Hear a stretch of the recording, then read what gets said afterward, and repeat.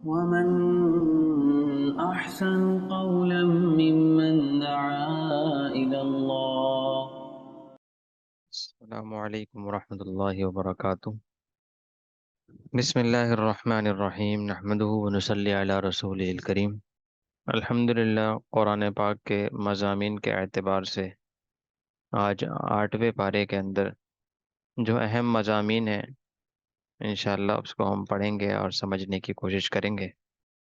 رکوع نمبر 3 یہاں سے شروع ہو رہا ہے اس آیت کے ساتھ، یا معشر الجن والانس۔ مشرکین کے شرکی اعمال اور ان میں رائج ایک نہایت قبیح رسم کے بارے میں یہاں پہ اور بری رسم کے بارے میں بتایا گیا ہے۔ یعنی مشرکین کے شرکی اعمال کا بیان ہے، جیسے ان لوگوں کا غیر اللہ کے نام پر جانوروں کو چھوڑ دینا، ان سے نفع حاصل کرنا، جانوروں کو ذبح کرنا، حتیٰ کہ ان لوگوں میں ایک بری رسم یہ بھی تھی کہ جس کے 10 بیٹے ہو جاتے تو ان میں سے ایک کو اپنے معبودوں کے نام پر ذبح کر لیتے، اور اگر کسی کے ہاں بیٹی پیدا ہو جاتی تو اس کو زندہ درگور کرتے تاکہ کوئی داماد نہ بنے۔ تو بعثت رسول کی اہمیت کا بھی ذکر کیا گیا ہے، تاکہ یہ نہ کہا جائے کہ اللہ تعالیٰ نے کسی امت کو بغیر بعثت کے رسول کے ہلاک کر دیا۔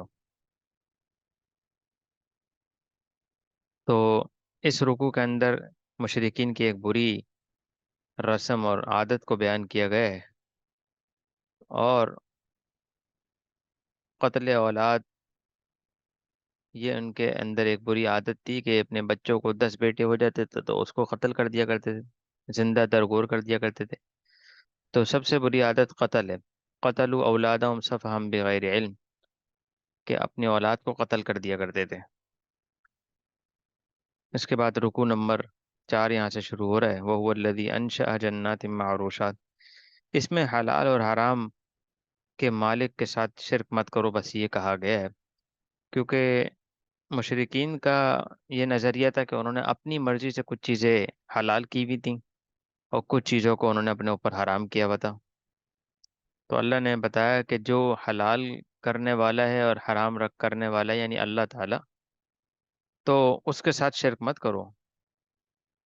تو اس آیت کے اندر پہلے تو چیزوں کا بیان ہے کہ اللہ تعالیٰ کی ذات عالی ہے، جس نے ان باغوں، معروشات وغیر معروشات والنخل والزرع، جس نے باغات، درختوں، پھلوں، پھولوں اور ان چوپاؤں کو پیدا کیا ہے، تو پھر ان چوپاؤں کو تمہارے لیے حلال کر دیا، پھر تم اس کی حلال کردہ چیزوں کو خود پر حرام کر کے شرک کیوں کرتے ہو؟ یعنی انہوں نے کچھ چیزوں کو اپنے اوپر جان بوجھ کر حرام کر لیا تھا۔ وَمِنَ الْأَنْعَامِ حَمُولَةً وَفَرْشًا كُلُوا مِمَّا رَزَقَكُمُ اللَّهُ۔ اللہ فرما رہے ہیں کہ جس کو ہم نے چوپاؤں کو پیدا کیا ہے تو مما رزقکم اللہ، کھاؤ اس کو۔ ولا تتبعوا خطوات الشیطان، شیطان کے نقش قدم پر مت چلو، انہ لکم عدو مبین، وہ تمہارا جانی دشمن ہے، وہ تمہارا سخت دشمن ہے۔ تو اس لیے اس کے اندر مشرکین کو یہ بات سمجھائی گئی ہے، یہود کو اور مشرکین کو، لیکن یہاں پر خطاب مشرکین ہے، تو اس لیے مفسرین کا قول یہی ہے کہ مشرکین سے خطاب ہو رہا ہے، ان کو بات ہو رہی۔ اس کے بعد رکوع نمبر 5 کے اندر مشرکین کی تحریمات خود ساختہ ہیں، پھر دوبارہ اس بات کو بیان کیا گیا ہے۔ مشرکین سے یہ کہا گیا کہ ہماری تحریمات یعنی منقولی، یعنی جن چیزوں کو ہم حلال یا حرام کہتے ہیں تو وہ ہم اپنی طرف سے نہیں کہتے، بلکہ اس کو اللہ نے کہا ہے، اللہ تعالیٰ کی طرف سے، اللہ کی جانب سے وہ حلال ہیں یا حرام ہیں، اور شریعت میں ان کا بیان بھی موجود ہے اور اس کی دلیلیں بھی ہمارے پاس موجود ہیں قرآن کے اندر۔ اور جو تمہاری تحریمات منقول ہیں، یعنی جو تم نے بنائی ہوئی تحریمات ہیں، یہ خود ساختہ ہیں، تم نے اپنی طرف سے بنا لی ہیں، کہ کسی دن کو کہتے ہو کہ اس دن عبادت کرنا صحیح نہیں ہے، کسی دن کہتے ہو کہ اس دن جو ہے وہ یہ جانور ہمارے اوپر حلال نہیں ہے، یا یہ جانور ہمارے اوپر حرام ہے۔ تو تم نے تو اپنی مرضی سے بنایا ہے، لہذا اپنی مرضی کے دین پر مت چلو، اس رب کے بنائے ہوئے دین کے مطابق زندگی گزارو۔ تو جس کو شریعت نے حرام کیا ہے، مثال کے طور پر مردار، بہتا ہوا خون، خنزیر، تو یہ تمام اجزاء کے ساتھ، اور تم نے ان کو جو ہے اپنے لیے حلال کر لیا ہے، جیسے خنزیر وغیرہ، تو اس لیے اس بات کے اندر اس بات کا بیان کیا گیا ہے۔ پھر اسی رکوع کے اندر ایک آیت ہے فَإِن كَذَّبُوكَ فَقُل رَّبُّكُمْ ذُو رَحْمَةٍ وَاسِعَةٍ وَلَا يُرَدُّ بَأْسُهُ عَنِ الْقَوْمِ الْمُجْرِمِينَ۔ تو اس میں اس آیت کے اندر دو چیزیں بیان کی کہ اللہ تعالیٰ رحیم بھی ہے اور عزیز بھی ہے، دو صفتوں کو بیان کیا، صفت رحمت اور صفت جلال۔ اور اللہ پاک رحیم ہے اور عذاب دینے میں کسی حکمت کی وجہ سے تاخیر کر رہا ہے تو اس بات سے غافل مت رہو کہ وہ عزیز بھی ہے، کسی وقت بھی عذاب بھی دے سکتا ہے۔ تو لہذا انسان کو ڈرتے رہنا چاہیے کہ اللہ تعالیٰ انسان کے اوپر رحمت کا دروازہ کھولتے ہیں اور رحمت کا معاملہ فرماتے ہیں، لیکن اس سے یہ ہرگز مطلب نہیں ہے کہ اللہ پاک کی رحمت ہر وقت ہمارے اوپر رہے گی۔ ہو سکتا ہے کسی حکمت کے تحت اللہ نے ہم پر سے عذاب ہٹایا ہوا ہو یا روکا ہوا ہو، اور اللہ پاک اس پر قادر ہے۔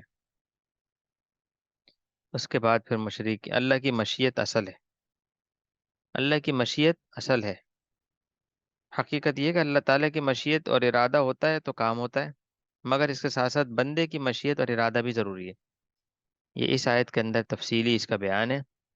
ما اشرکنا ولا آباؤنا ولا حرمنا من شیء کذالک کذب الذین من قبلہم حتی ذاقوا بأسنا۔ تو یہاں پہ ان تتبعون الا الظن وان انتم الا تخرصون، تو یہاں پہ اس بات کا بیان ہے کہ حقیقت تو یہی ہے کہ اللہ کی مشیت اور اللہ کا ارادہ ہوتا ہے تو کام ہوتا ہے، مگر اس کے ساتھ ساتھ یہ بات سمجھنی چاہیے کہ بندے کی مشیت اور ارادہ بھی ضروری ہے۔ جیسا کہ آپ نے سوچا کہ آج فلاں جگہ جانا ہے، آپ سے کسی نے پوچھا کہ کہاں جانا ہے، آپ نے بتا دیا، اب اس سائل کا بھی جانے کا ارادہ ہو گیا، مگر آپ کے ارادے کے تابع ہے، جو آپ کے دل میں ہے وہی اس کے دل میں بھی ہے، مگر وہ بھی اپنے ارادے میں مجبور نہیں ہے۔ اسی طرح بندے اور اللہ تعالیٰ کا ارادہ ہے، بندہ اللہ کے ارادے کے ساتھ مجبور نہیں ہے بلکہ با اختیار ہے، لیکن جب سرکشی کرے گا تو پھر اللہ تعالیٰ جو فیصلہ کرے گا اس میں وہ مجبور ہو جائے گا۔ یعنی اگر سرکشی کری اور اللہ نے عذاب دے دیا، اب انسان کا ارادہ نہیں ہو سکتا کہ وہ عذاب سے بچ جائے، لہذا اب تو وہ مجبور ہو جائے گا، اس کو اختیار ہی کرنا پڑے گا۔ ہاں، نیکی کرنے کے لیے اللہ تعالیٰ نے اس کے لیے بھی سوچا ہوا ہے، اگر وہ بھی ارادہ کر لے تو پھر اللہ پاک اس کو توفیق نصیب فرما کے آگے اس عمل کو کرنے کی توفیق نصیب فرما دیتے ہیں۔ آگے قرآن پاک کی آیت آ رہی ہے اور رکوع نمبر 6 شروع ہو رہا ہے۔ یہ بڑی اہم آیت ہے اور اس آیت کے اندر 10 وصیتیں بیان کی گئی ہیں، نبی اکرم صلی اللہ علیہ وسلم کی وصیتیں۔ اس رکوع میں ان 10 بنیادی نصیحتوں کو ذکر فرمایا ہے جو تمام شریعتوں میں زیر عمل رہی ہیں۔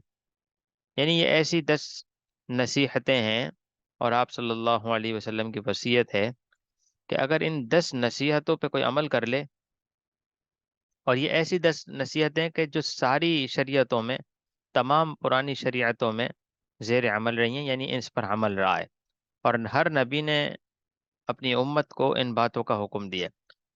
اور ایک حدیث میں تو آتا ہے، حضرت عبداللہ بن مسعود رضی اللہ عنہ فرماتے ہیں، جو آدمی یہ چاہتا ہے کہ وہ نبی کریم صلی اللہ علیہ وسلم کی مہر شدہ وصیت، جس پر مہر لگی ہوئی ہو، اتھینٹک وصیت پر عمل کرے، تو اسے چاہیے کہ ان 10 باتوں کو پڑھ لے۔ وہ 10 باتیں اسی آیت کے اندر موجود ہیں، یعنی ان کچھ آیتوں میں۔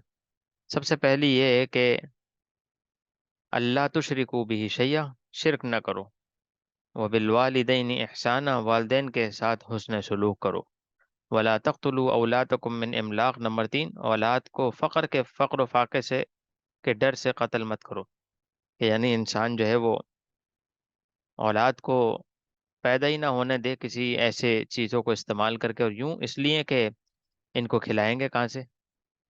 3 بچے یا 3 بیٹے یا 3 بیٹیاں تو ہیں، باقی اگر ہو جائیں گے تو ان کو کہاں سے کھلائیں گے؟ ہماری تو اتنی آمدنی نہیں ہے، ہمارے پاس تو اتنا ہے نہیں۔ تو اس چیز کے ڈر اور فقر و فاقہ کے ڈر سے قتل مت کرو۔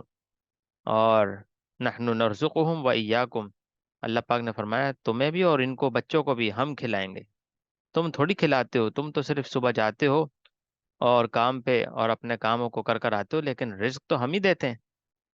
یعنی اس بات کو اچھی طرح سمجھ لو کہ تم پورے دن جو محنت کرتے ہو، اس محنت سے، محنت کرنا ہاں شرط ہے، یہ تو ہم نے سنت بنائی ہے کہ جو محنت کرے گا اسے ملے گا، لیکن یقین اس پہ رکھنا درست نہیں ہے۔ یقین تو اللہ کی ذات پہ ہی ہو، کیونکہ خزانے اللہ کے پاس ہیں، ساری ضرورت کو پورا کرنے والا اللہ ہے، لہذا کوئی دنیا کا انسان کسی کی ضرورت پوری نہیں کر سکتا۔ اگر ایسا ہوتا تو پھر بڑے بڑے جو بادشاہ جابر اور ایسے گزرے ہیں، وہ لوگوں کی ضرورتیں پوری کر کے خود بھی کامیاب ہو جاتے اور لوگوں کو بھی کامیاب کرا دیتے، لیکن ایسا کوئی واقعہ ہمیں نہیں ملتا، بلکہ بڑے بڑے مالدار اور بڑے بڑے پیسے والے، عہدے والے، انہوں نے جب اللہ کو چھوڑا، اللہ کے ساتھ یقین چھوڑا، تو سب کچھ ہوتے ہوئے بھی اللہ نے ان کو ناکام کر دیا۔ تو یہاں پہ تیسری چیز بتائی گئی تھی کہ وَلَا تَقْتُلُوا أَوْلَادَكُم مِّنْ إِمْلَاقٍ، اولاد کو فقر کے ڈر سے قتل مت کرو۔ آگے وَلَا تَقْرَبُوا الْفَوَاحِشَ، یعنی یہاں پہ بتایا گیا ہے کہ بے حیائی یعنی زنا اور اس کے تمام اسباب کے قریب بھی مت جاؤ۔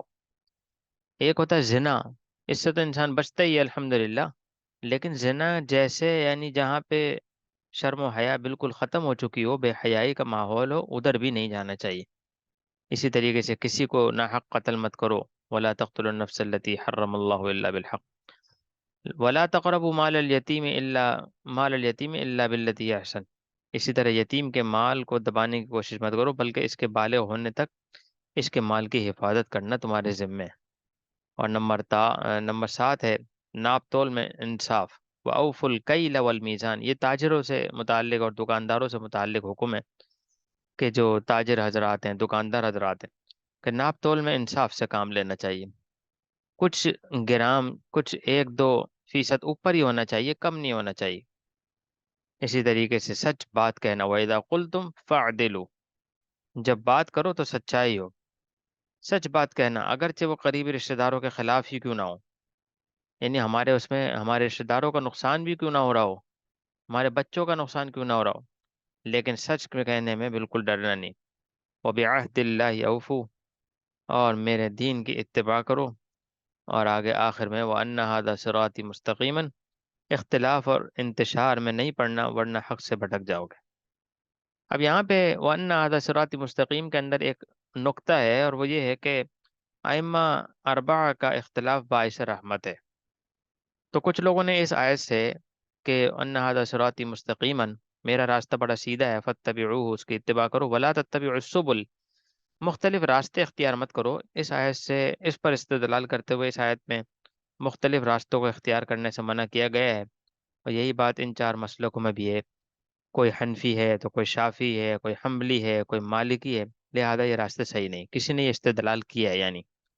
تو اس کا جواب یہ ہے کہ اصول دین، یہ بات پہلے بھی گزر چکی ہے کل کے درس میں، کہ اصول دین یعنی عقائد میں اگر کوئی غلطی کرے گا تو وہ اہل حق سے نکل جاتا ہے، لیکن وہ مسائل جو اصول دین کے ساتھ تعلق نہیں رکھتے، بلکہ ان مسائل میں صحابہ کے اعمال میں بھی مختلف ہیں، اگر ایسے مسائل میں اختلاف ہو تو یہ اختلاف باعث رحمت ہے، باعث تفریقہ نہیں۔ اس کے بارے میں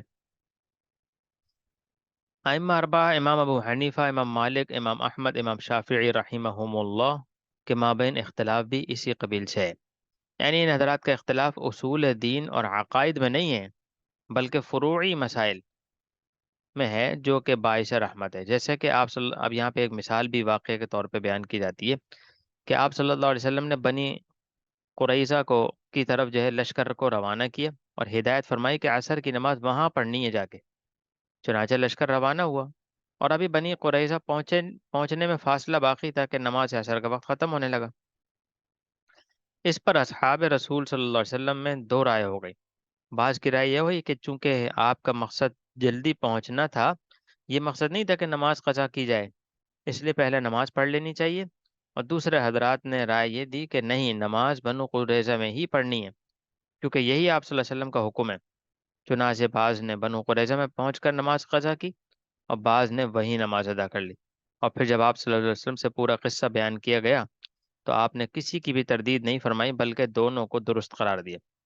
تو اس سے یہ معلوم ہوا کہ اصول سے ہٹ کر، یعنی نماز تو دونوں نہیں پڑھی، فروع میں شریعت نے وسعت رکھی ہے کہ ایک نے دیر سے پڑھی تو اس میں قضا کا حکم آ گیا، اور ایک نے جلدی پڑھی تو اس میں ادا کا حکم آ گیا، نماز دونوں نے ہی پڑھی، نماز میں اختلاف نہیں کیا دونوں نے یہ کہہ دیا کہ بھئی وہاں جا کر ہی پڑھنی ہے، لہذا ہم وہیں جا کر پڑھیں گے، دوسرے جماعت نے یہ کہہ دیا ہوتا کہ ہم تو پڑھیں گے ہی نہیں۔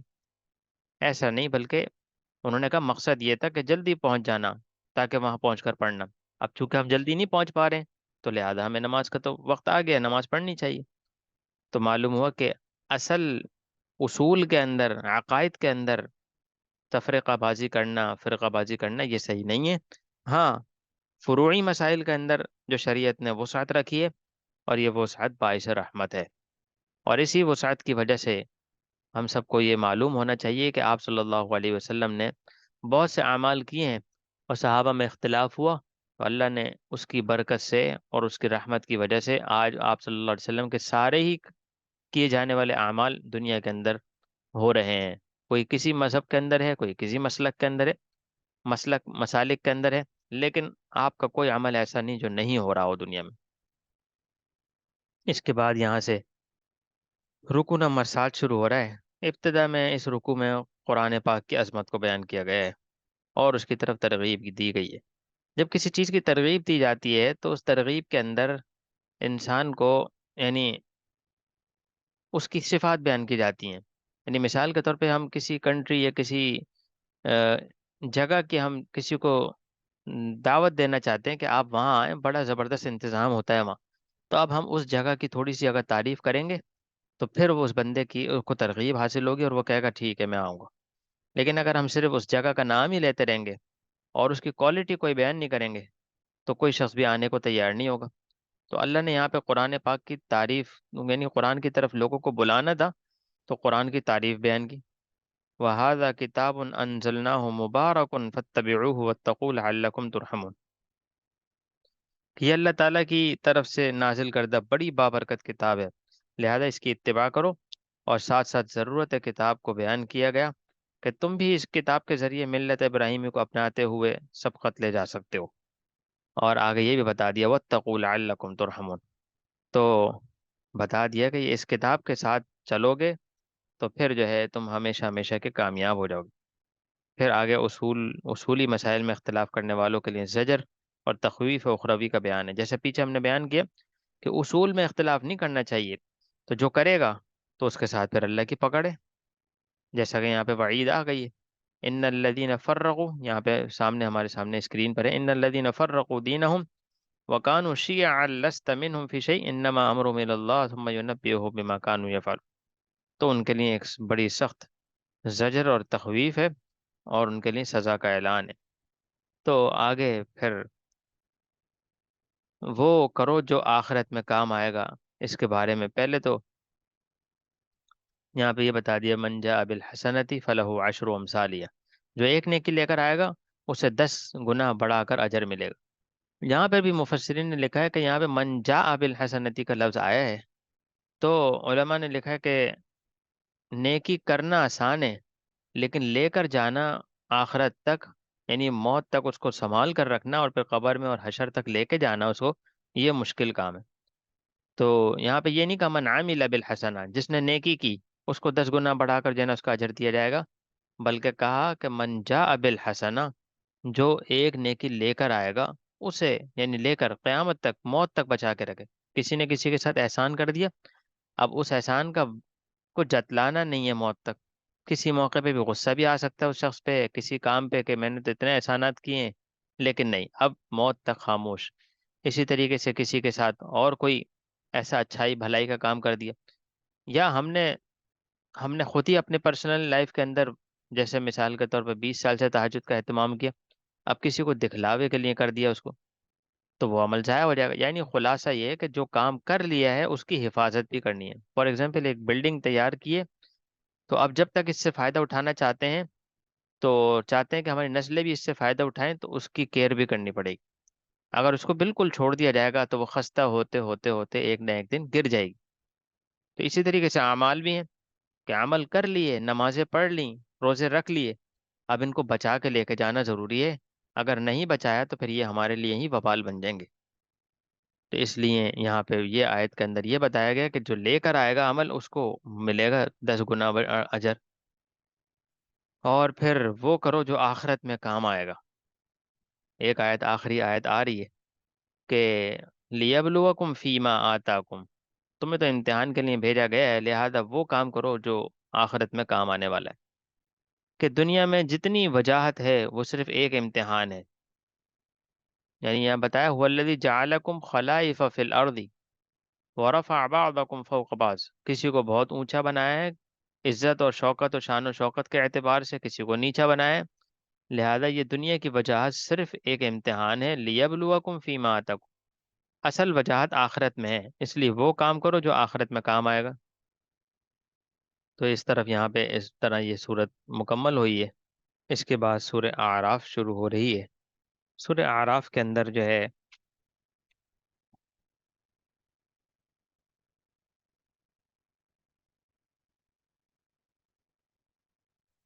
یہ بھی مکی صورت ہے، اور اس میں 206 آیات ہیں. دوسری مکی صورتوں کی طرح اس میں بھی تینوں بنیادی عقائد کو خصوصی اہمیت دی گئی ہے، اور اللہ کی بڑی نعمتوں کے بارے میں اس میں قرآن دائمی معجزہ ہے اس کے بارے میں بیان کیا گیا ہے. اور پھر اس صورت کا ایک خاصہ یہ ہے کہ اس کے اندر 4 مرتبہ بنی آدم کا لفظ صیغہ خطاب استعمال ہوا ہے. اس کی انشاءاللہ ہم تفصیل ابھی تھوڑی دیر میں پڑھیں گے. تو سورہ اعراف کے اندر سب سے پہلی آیت کے اندر تو یہ بتایا گیا ہے کہ پیغام حق پہنچانے میں مصائب آئیں گے، مگر سب سے کٹ کر اللہ کا پیغام کو پہنچاؤ. تو سب سے پہلے رکوع نمبر 1 کے اندر مصائب و مشکلات کا بہادری کے ساتھ مقابلہ کرنے کے بارے میں بتایا گیا کہ کتاب انزل الیک فلا یکن فی صدرک حرج منہ لتنذر به وذکریٰ للمؤمنین.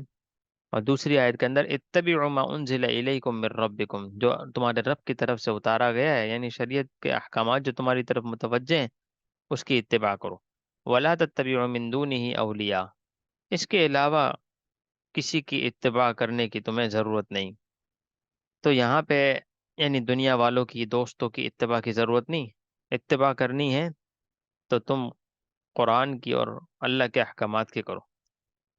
تو حکم دیا گیا کہ اللہ کی نازل کردہ کتاب کی کامل اتباع کرو، اور خود ساختہ تحریم کے پیچھے نہ ڈرو، نہ چلو. یہ وہی مشرکین کی طرف اشارہ کیا گیا ہے کہ انہوں نے خود ساختہ، خود بنائی ہوئی شریعت بنائی ہوئی تھی. جس چیز کو چاہتے تھے حلال کر لیا کرتے تھے، جس چیز کو چاہتے تھے حرام کر لیا کرتے تھے. تو اس کے اندر یہ بیان کیا گیا ہے. اس کے بعد دوسرے رکوع کے اندر جو کہ 9واں رکوع ہے پارے کا، وَلَقَدْ خَلَقْنَاكُمْ ثُمَّ صَوَّرْنَاكُمْ، اس کے اندر غیر اللہ کے لیے حلال کو حرام کرنا خدائی تعلیمات سے روگردانی ہے. اور یہاں پہ آدم علیہ الصلاۃ والسلام کا واقعہ بھی ہے کہ مختصر انداز میں واقعہ یوں ہے کہ للملائکۃ اسجدوا، اللہ پاک فرمانے کہ جب ہم نے کہا سارے فرشتوں سے کہ سجدہ کرو لی آدم، آدم علیہ السلام کو، فسجدوا الا ابلیس، تو سب نے سجدہ کر لیا لیکن ابلیس نے سجدہ نہیں کیا. لم یکم من الساجدین، وہ سجدہ کرنے والوں میں سے نہیں تھا. اور آگے قال ما منعک الا تسجد اذ امرتک، جب اس سے پوچھا گیا کہ شیطان یعنی تو نے سجدہ، ابلیس تو نے سجدہ کیوں نہیں کیا؟ تو اس نے کہا قال انا خیر منہ، میں تو آدم سے بہتر ہوں. خلقتنی من نار، مجھے آگ سے بنایا ہے آپ نے، وخلقتہ من طین، اور آدم کو آپ نے مٹی سے بنایا ہے. تو آگ طاقتور ہوتی ہے مٹی سے. تو اللہ پاک نے اس نے قال فاہبط منہا فما یکون لک ان تتکبر فیہا فاخرج انک من الصاغرین، اللہ کو تکبر بالکل پسند نہیں. اللہ نے تکبر کی سزا اتنی بڑی دی کہ جاؤ پھر ٹھیک ہے، تجھے بڑا تکبر ہے، جاؤ وہ تجھے دنیا میں بھیجتے ہیں، جا کر جو ہے نا اپنی جو قوم بناؤ اور اپنی آزاد و قیامت تک کے لیے. قال انظرنی الی یوم یبعثون، تو اس نے کہا مجھے مہلت دی جائے قیامت تک کے لیے. تو اس کو مہلت مل گئی. اب وہ دنیا کے اندر آ کے کیا کرتا ہے، صراط مستقیم پہ چلنے والوں کو بھٹکاتا ہے. اور ان کے دائیں سے ثم لآتینہم، کیا کہہ رہا ہے شیطان، من بین ایدیہم ومن خلفہم، میں ان کے آگے سے، ان کے پیچھے سے، وعن ایمانہم، دائیں سے، وعن شمائلہم، اور بائیں سے. ولا تجد اکثرہم شاکرین، کہیں سے بھی جو ملے گا میں اس کو جو ہے گمراہ کرنے کی پوری کوشش کروں گا. تو اللہ نے بھی فرما دیا پھر کہ ٹھیک ہے، لمن تبعک منہم لأملأن جہنم منکم اجمعین، جو تمہارے پیچھے چلیں گے ٹھیک ہے ہم ان سے تمہارے سمیت جہنم کو بھر دیں گے. لأملأن جہنم منکم واجمعین، تم اور تمہاری جو پوری قوم ہوگی، جو تمہارے پیچھے چلنے والے ہوں گے، سب کے ساتھ ملا کر تمہیں جہنم میں دھکیل دیا جائے گا۔ اور وَيَا آدَمُ اسْكُنْ أَنْتَ وَزَوْجُكَ الْجَنَّةَ، کہ آپ اور آپ کی اہلیہ اما حوا علیہ السلام آپ جنت کے اندر جا کے رہیے۔ فَكُلَا مِنْ حَيْثُ شِئْتُمَا، جو کھانا ہے کھائیں، وَلَا تَقْرَبَا هَذِهِ الشَّجَرَةَ، ایک درخت کی طرف اشارہ کیا کہ اس میں سے نہیں کھائیے گا۔ فَتَكُونَ مِنَ الظَّالِمِينَ، کہ اس میں سے مت کھائیے گا، اس میں کھانے والوں میں سے مت بنیے گا۔ اگر ایسا کیا تو پھر آپ جو ہے وہ نافرمانی کرنے والوں میں شمار کر لیے جائیں گے اللہ کی۔ فوسوس لهما الشیطان، اب یہاں پہ پھر شیطان نے وسوسہ ڈال دیا، لیبدی لهما ما وري عنهما من سوآتهما وقال ما نهاكما ربكما عن هذه الشجرة الا ان تكونا ملكين او تكونا من الخالدين۔ تو خلاصہ یہ ہے کہ یہاں پہ اس نے جو ہے پھر ان کو بہکایا، اور پھر ان کے جو ہے ان سے یہ اس شجر کے درخت کے قریب کر دیا، اور آخر کار ان کو اس درخت کے پھل میں سے کھلوانے کی کوشش کر دی۔ اور پھر آخر میں جب وہ اللہ پاک نے فرمایا وَنَادَاهُمَا رَبُّهُمَا أَلَمْ أَنْهَكُمَا، کہ اے آدم اور اما حوا سے خطاب ہوا کہ تمہیں منع کیا گیا تھا اس درخت کے قریب جانے کو۔ وَأَقُلْ لَكُمَا إِنَّ الشَّيْطَانَ لَكُمَا عَدُوٌّ مُبِينٌ، اور بتایا گیا تھا کہ یہ شیطان تو تمہارا دشمن ہے۔ تو انہوں نے پھر فرمایا آدم علیہ السلام اور انہوں نے توبہ استغفار کی، قَالَا رَبَّنَا ظَلَمْنَا أَنفُسَنَا، کہ ہم نے اپنے اوپر ظلم کر لیا، وَإِن لَّمْ تَغْفِرْ لَنَا وَتَرْحَمْنَا لَنَكُونَنَّ مِنَ الْخَاسِرِينَ، اور اگر آپ نے مغفرت نہیں کی اور آپ نے رحم نہیں کھایا تو ہم تو خسارے میں پڑ جائیں گے۔ تو اس طریقے سے یہ واقعہ مکمل ہوا ہے، اور اس آیت کے اندر اللہ کے نازل کردہ احکامات وغیرہ کی پیروی کی گئی تھی، اور آدم علیہ السلام کے واقعے کی طرف اشارہ کیا گیا تھا۔ آگے رکوع نمبر 10 شروع ہو رہا ہے، شیطان کا قریش کو برہنہ طواف کرنے پر اکسانا۔ اس رکوع میں اس بات کا بیان ہے کہ قریش کو شیطان نے وسوسہ ڈالا کہ ننگے ہو کر طواف کیا کرو، ان گناہ والے کپڑوں میں بیت اللہ نہ جایا کرو۔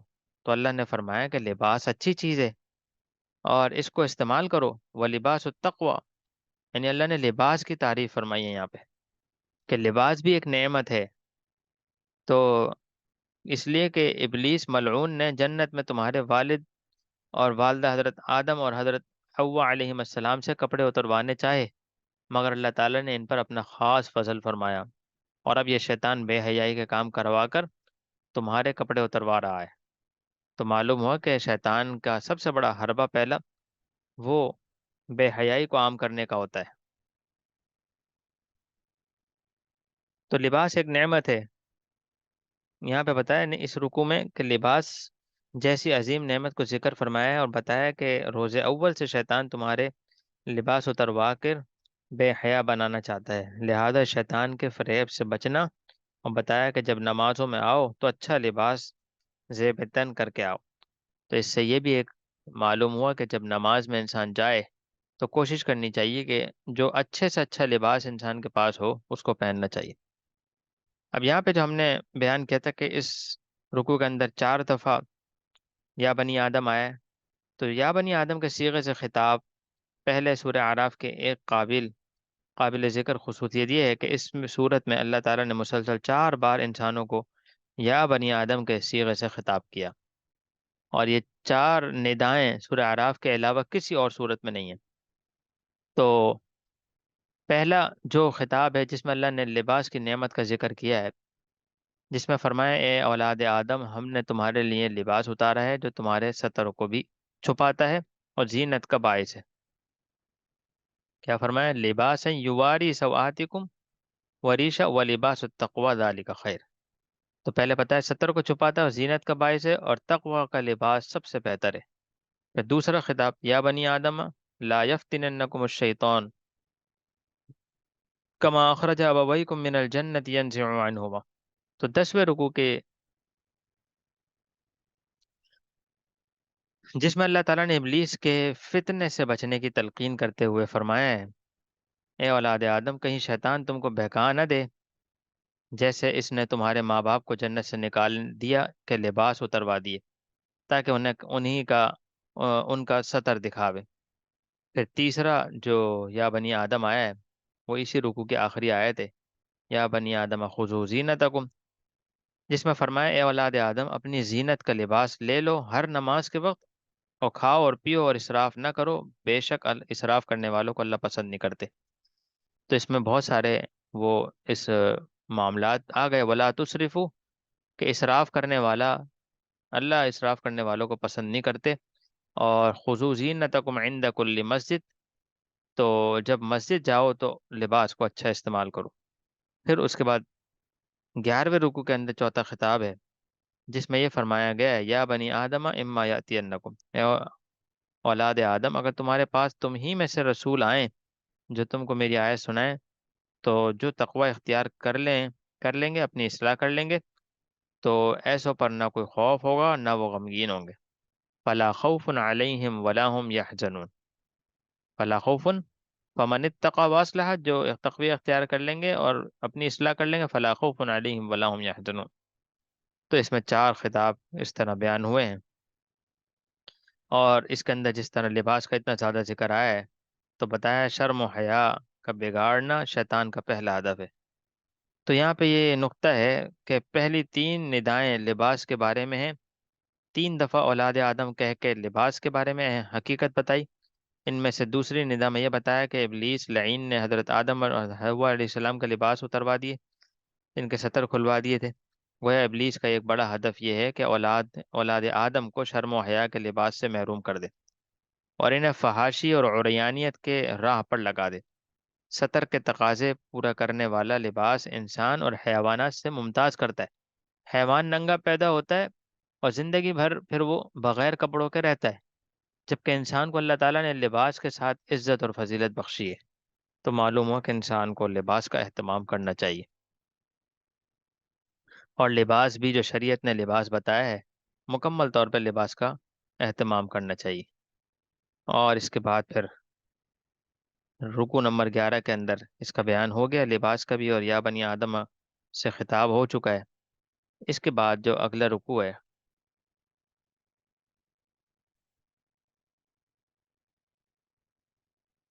اگلے رکوع کے اندر بے ایمان لوگوں کے بارے میں بات کی گئی ہے، اہل ایمان اور اعراف والے۔ سب سے پہلے ان الذین کذبوا بآیاتنا، تو اے بے ایمان لوگ جنہوں نے آیتوں کو جھٹلایا۔ پھر آگے بتایا کہ والذین ان کے لیے کیا بتایا کہ لہم من جہنم مہاد، ان کے لیے تو جہنم ہے۔ اور جو اعمال والے ہیں والذین آمنوا وعملوا الصالحات لا نکلف نفسا الا وسعها اولئک اصحاب الجنہ، ان کے لیے جنت ہم نے بنائی، ہم فیہا خالدون، اس میں ہمیشہ ہمیشہ رہیں گے۔ اس کے بعد پھر اعراف والوں کا بیان اس کے اندر آیا ہے، سورہ اعراف چل رہی ہے، وبینہما حجاب وعلی الاعراف۔ تو تیسرے وہ جو اہل ایمان سے تو ہوں گے لیکن ان کے نیک اور بد اعمال بالکل مساوی ہوں گے۔ یہ لوگ جنت اور جہنم کے درمیان اعراف نامی ایک جگہ میں ہوں گے۔ وہ اہل جنت کو ان کے نورانی چہروں اور اہل دوزخ کو ان کے سیاہی سے پہچانیں گے۔ جب اہل جنت کو دیکھیں گے تو سلامتی بھیجیں گے، اور جب اہل دوزخ کو دیکھیں گے تو اللہ کی پناہ مانگیں گے۔ اور پھر اس سے اگلے رکوع کے اندر اعراف والوں کا مکالمہ ہے جہنم کے مابین، یعنی اس میں اصحاب اعراف اور جہنمیوں کے مابین ہونے والے مکالمے کو ذکر کیا گیا ہے، اور پھر اہل جنت اور اہل جہنم کے درمیان مکالمے کو بیان کیا گیا ہے۔ اور آگے رکوع نمبر 14 سے لے کے 17 یا 18 رکوع تک قوموں کا بیان ہے، پچھلی قوموں کے بارے میں، لقد ارسلنا نوحا الی قومہ فقال یا قوم، اور سب کی ایک ہی دعوت ہے، سب نے دعوت دی، یا قوم اعبدوا اللہ ما لکم من الہ غیرہ، ایک اللہ کی عبادت کرو، اس کے علاوہ کوئی الہ نہیں ہے، اور سب نے ایک ہی دعوت دی۔